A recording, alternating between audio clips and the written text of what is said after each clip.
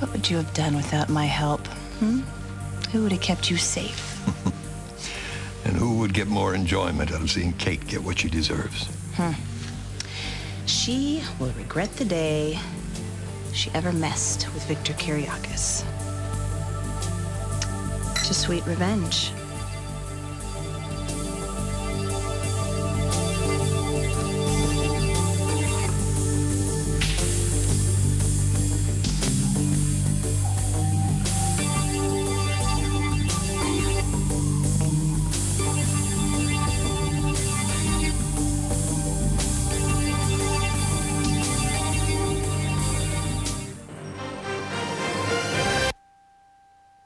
Live from the news leader in Northern California, this is First 4 News on KRON.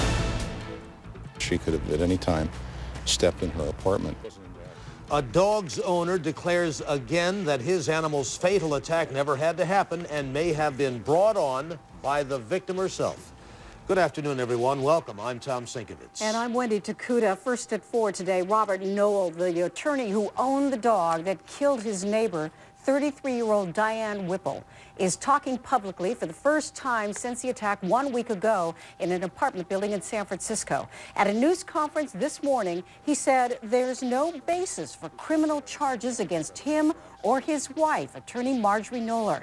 In an earlier written statement, he questioned the victim's behavior, saying Whipple could have triggered the attack.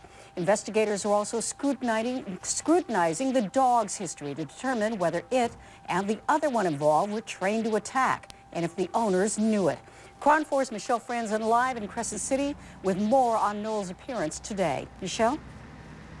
Well, Wendy, Robert Knoll came here this morning to visit his newly adopted son, an inmate here at the maximum security facility, but he said he also wanted to address the public about last week's dog attack.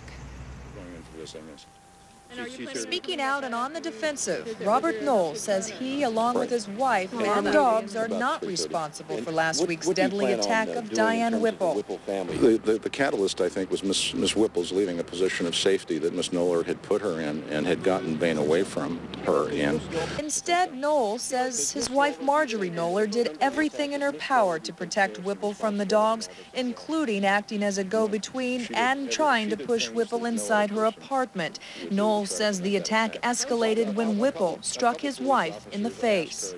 Bain was definitely showing an interest in going after Miss Whipple, but at that point hadn't inflicted any injury. It was only when Miss Whipple struck Miss Knoller in the face. The attorney addressed reporters outside Pelican Bay State Prison. He and Knoller, shown here signing in, came to visit Paul Schneider, an inmate the couple adopted earlier this week. Schneider and another inmate were found guilty of running a dog breeding business from prison. Authorities say Knoll's two dogs, once owned by Schneider, were also part of that scheme. Knoll denies any wrongdoing and says he did not see any signs of viciousness in either of the dogs, especially Bain. Well, he wasn't a vicious dog. He had some issues with other male dogs. Knoll and his wife visited with Schneider for most of the day. They left about an hour ago. Coming up at 5 o'clock, Knoll defends his 18-page letter that he sent to San Francisco District Attorney's Office. We'll have that story coming up. Reporting live from Pelican Bay State Prison, I'm Michelle Franzen for KRON 4 News. Okay, Michelle, thank you very much. Well, Robert Knoll's press conference comes a day after he sent prosecutors that 18-page statement, which suggested that Diane Whipple may have brought on the attack herself. The prosecutor